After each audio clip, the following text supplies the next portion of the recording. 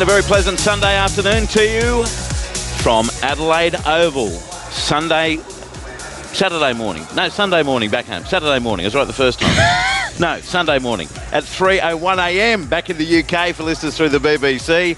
Good start. I'm Andrew Moore alongside the BBC's Henry Moran, former England spinner Alex Hartley, former Australian League spinner Kristen Beams. It's great to be here at this wonderful ground for Game 3 of the Women's T20 Ashes series between Australia and England after on Thursday night Australia won so comfortably and mightily, scoring 1 for 170 to beat England, winning with 3 overs to spare. Yesterday, only 4 overs and 1 ball because of rain, with England making no wicket for 25 before rain caused the play to be abandoned. We have a delayed toss here. It's been raining for the last couple of hours. The skies are grey. It's barely raining, if at all, at the moment, but the covers remain fully on the pitch. You also described it as pleasant. There is nothing about what's going on down there pleasant. Nothing here is pleasant, Alex Hartley. And once again, good afternoon to you. Welcome to the broadcast. But hopefully people listening are having a pleasant day. Tell you what will be pleasant, our interview that's coming up. Yes. We did mention to Meg Lanning, the Australian captain, yesterday, that how do you keep a personality like Grace Harris in any sort of check when she's such a great personality but hasn't yet batted or bowled and then bobbing around the place in a washout. Kristen Beams, quick good afternoon to you. How are you? Good afternoon. Yeah, I'm really good. I'll be better if we see some cricket this afternoon, though. And Henry Moran. Hello. Didn't get a lot of work prior to the washout, did a million things afterwards. How are you doing? Well, I'm all right. I didn't know whether to take one of those electric scooters or a canoe to the ground this morning, Maureen. But, you know, our enthusiasm is unbridled. That is very, very true. As is Aaron Bryans. He's downstairs to give us the latest on what the weather's doing, and also does have a very special guest with him. G'day, Aaron. G'day, Jibs. Yeah, as you touched on, unfortunately, there is a bit of pessimism about the radar at the moment. There's this steady stream of rain that's going to get heavier throughout the afternoon. Thankfully, we're in a dry patch at the moment, so myself and Grace Harris are both bearing the brunt of the weather and hoping that it won't rain on us. But if there's one person that we wanted to chat to try and lift spirits, it would be you, Grace. You already seem so bubbly. You must feel like there's some sort of play coming. Yeah, I'm ready for anything. So before the game started today, I said, listen, we're probably getting 8 overs in and I'm happy to be promoted up the order because I haven't had a crack yet out in the middle. But no, we'll see what happens. You know, if it's a 5-over bash, I'd still rather play for points than it'd be another washout because I always love a chance to beat the Pomps. So good to hear your energy right now. How are you feeling about being back in the Australian side? I was quite shocked. I'm not ungrateful for the opportunity, but I guess with the depth in the domestic league that we've got, there's a couple other names that spring to mind when there was a batter that went down in Beth Mooney. So I thought maybe I was in the long list of the pecking order. But no, when Flegg said, I got some good news, you're an injury replacement, I said, Fleggs, don't worry about it. There's no nerves this time. I've done this before. So it's a bit of deja vu and just really excited. It's a great chance to actually play cricket for Australia in Australia too. So I love it. As Andrew said, the only disappointing part was you didn't get the chance to bat on Thursday night. And if it washes out today, you won't get a chance at a T20. Have you had any wording from Matty Mott about your future throughout the series? Are you going to stick around for the test? Not yet. We're kind of just going one day at a time or one game at a time, I'd suggest. But, you know, I've said to the girls lately, I was like, listen, I've got one more game left to annoy you guys. So we'll see what happens in Canberra, or we'll see what happens with the squad and the makeup of it. But so far I've only just been picked for the T20 International Series for the Ashes, and I'm just really enjoying it. The rain's just started back down here at ground level, so I'm going to throw it upstairs to the team, and we'll see if we can get some shade for you, Grace. Andrew Moore, Henry Moran, Kristen Beans, Alex Hartley. Grace, firstly, congratulations on being back in the team after all these years, and your personality shines through and everyone speaks in glowing terms of you. But how important was it for you to feel like you weren't the spot with a great WBBL campaign where you scored over 400 runs?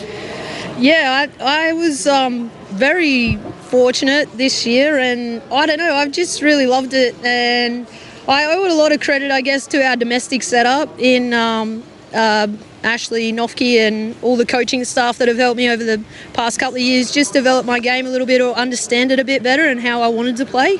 I think I've spent a few years just trying to figure that out a little bit out in the middle, but I feel very content and very settled at the moment in how I want to go about my innings or the type of player that I want to be. Then obviously I've trying to adapt to all different role changes too. So I want to be able to bat in the middle order or open or, maybe at the death, who knows. But I love to do it all and just be involved in the action out in the middle. Hello, Grace. Henry here, up in the commentary box. I remember hugely entertaining, I think it was a quick-fire 30-odd you scored at Cardiff a few years ago in the Women's Ashes. Now, what is it you say? There's nothing like beating the Poms. Now, why is it so much fun for you Aussies? Look, the last 5 weeks have been nothing short of a trauma for an Englishman in Australia. Why do you enjoy it quite so much? I don't know, maybe because every time I've visited England we've been called the convicts, and they hang a lot of stuff on us, so it's always good to get one back on the field, especially as well as off it. And I don't know, a good Aussie pub compared to a good English pub, I think we still win, so there's it's a toss-up. There's fighting talk there. Yeah.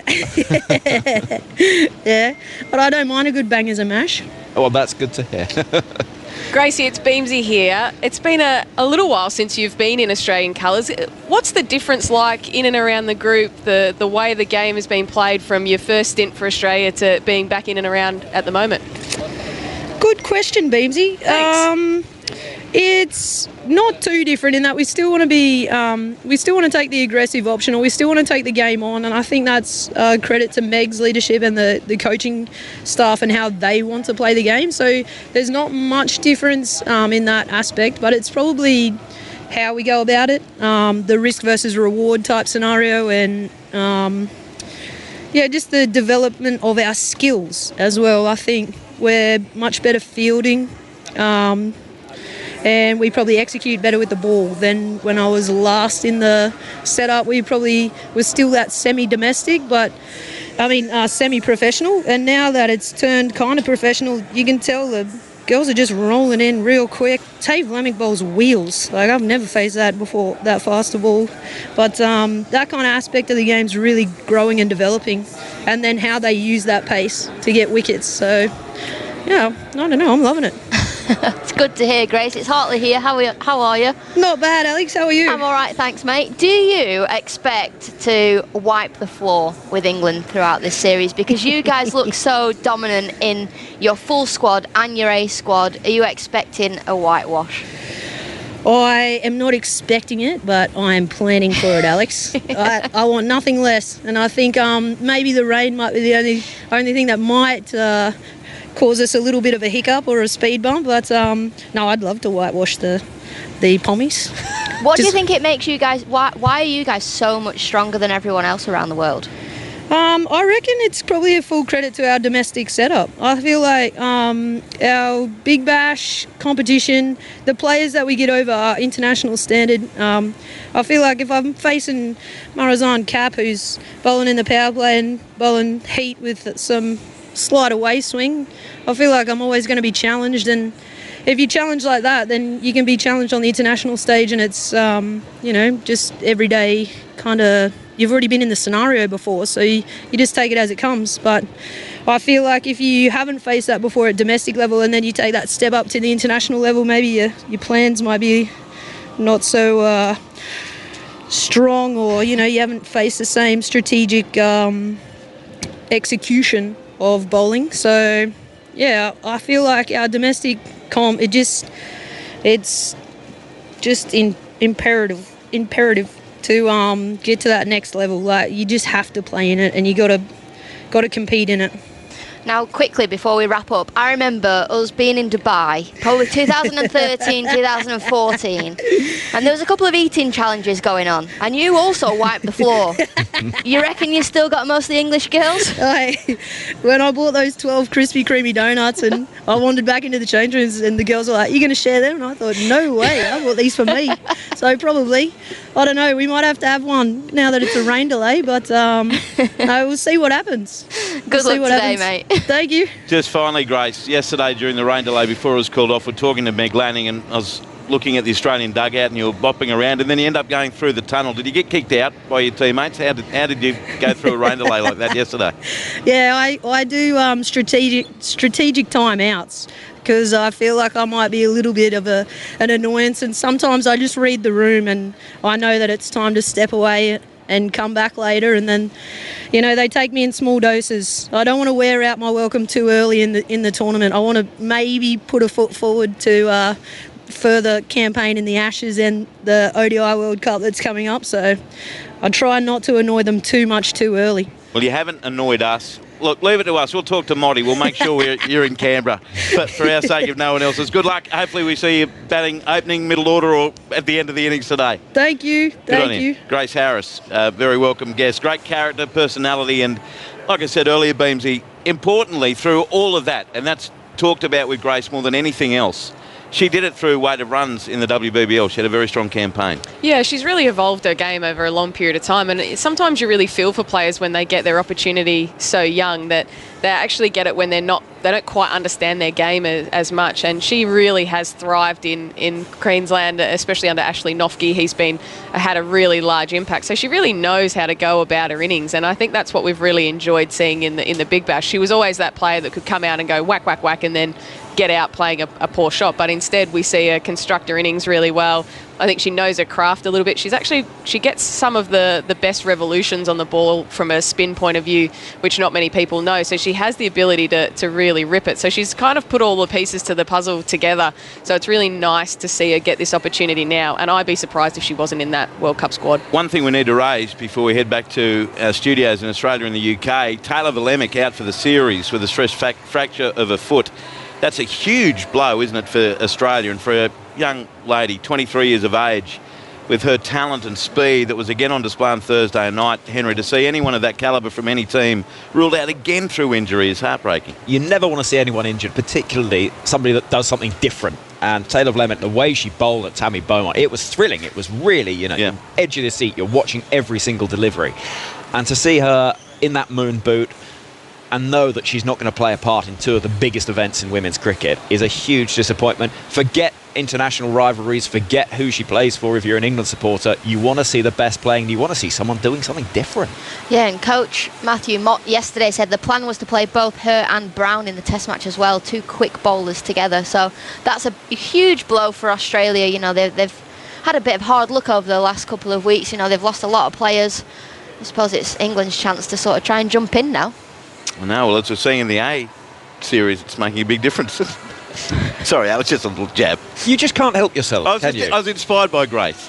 Can I just say regarding Grace, isn't it lovely hearing somebody that with this opportunity is clearly loving it and just out there and absolutely thrilled to be a part of it? And it's so refreshing hearing an athlete at the top of their profession really embracing and enjoying it and not seeming to find it a burden, but just a joy and a privilege. Big time. No, she's great fun. So we've got some English players out there kicking a ball around, some Aussies just wandering out.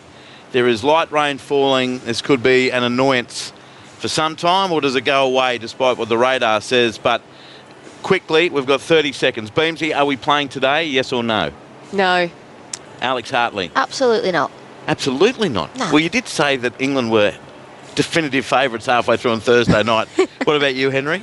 Yes, but water polo, not cricket. I'm still saying yes. I'm going to be the remaining Stay strong. optimist. But currently no play. Play was supposed to have started 4 minutes ago. We'll keep you up to date through the ABC and the BBC about exactly what's happening here from Adelaide Oval. Not even a toss as yet, so at best it will be a rain-reduced game.